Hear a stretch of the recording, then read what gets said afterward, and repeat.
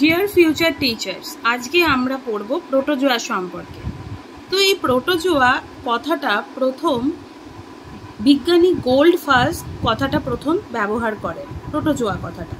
কিন্তু তিনি প্রোটোজোয়া কথাটা ব্যাপক অর্থে ব্যবহার করেন, অর্থাৎ তিনি বলতে পারেননি যে প্রোটোজোয়া শুধুমাত্র এককোষীদের জন্যই ব্যবহৃত।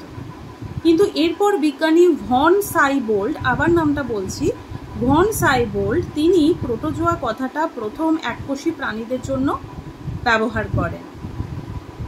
এবং আমরা দেখতে পাই যে প্রোটোজোয়া কিন্তু একদম আণুবীক্ষণিক প্রাণী এবং এদের দেহ একটাই মাত্র কোষ দ্বারা গঠিত হয়।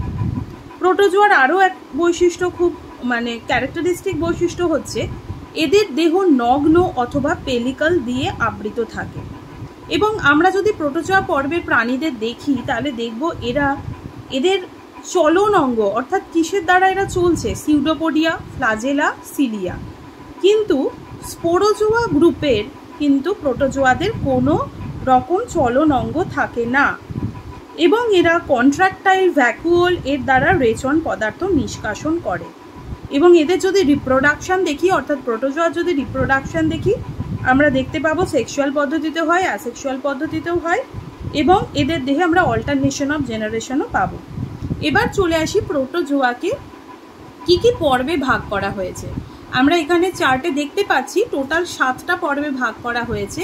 নাম্বার 1 হচ্ছে সার্কোম্যাস্টিগোফোরা, নাম্বার 2 হচ্ছে ল্যাবাইরিন্থোমরফা, নাম্বার 3 হচ্ছে এপিকমপ্লেক্সা, নাম্বার 4 হচ্ছে মাইক্রোস্পোরা, নাম্বার 5 হচ্ছে অ্যাসিটোস্পোরা, নাম্বার 6 হচ্ছে মিক্সোজোয়া অ্যান্ড নাম্বার 7 হচ্ছে সিলিওফোরা।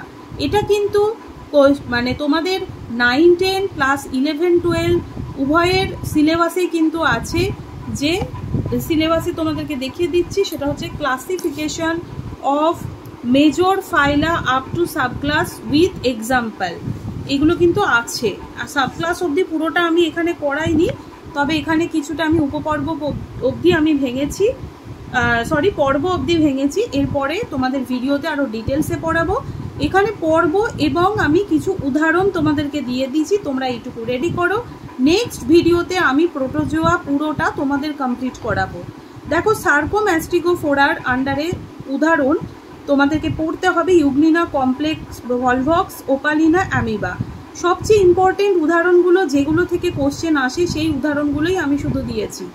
ল্যাবাইরিন্থোমরফার আন্ডারে দেখো ল্যাবাইরিন্থুলা, এপিকমপ্লেক্সার আন্ডারে দেখো মনোসিস্টিস, প্লাজমোডিয়াম, টক্সোপ্লাজমা।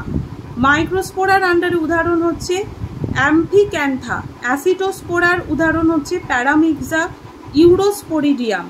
মিক্সোজোয়ার উদাহরণ হচ্ছে মিক্সিডিয়াম এবং মিক্সোবোলাস। সিলিওফোরার উদাহরণ হচ্ছে প্যারামিসিয়াম, ভর্টিসেল্লা এবং এন্টোডিনিয়াম। এরকম ভিডিও আরও পেতে এবং তোমাদের প্রিপারেশন মজবুত করতে অবশ্যই চ্যানেলটিকে লাইক করো এবং সাবস্ক্রাইব করো। Thank you so much.